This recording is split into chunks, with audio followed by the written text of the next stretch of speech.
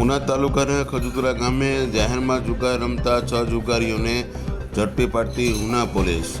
તાલુકાના ખજુતરા ગામે જાહેરમાં જુગાર રમાઈ રહ્યો હતો, જેની બાતમી ઉના પોલીસને મળી હતી। બાતમી મળતા તાલુકાના ખજુતરા ગામે પહોંચી હતી અને 6 જુગારીઓને ઝડપી પાડી 50,000થી વધુનો મુદ્દામાલ કબજે કરી અને ઉના પોલીસે તેના પર કાયદેસરની કાર્યવાહી હાલ કરી છે।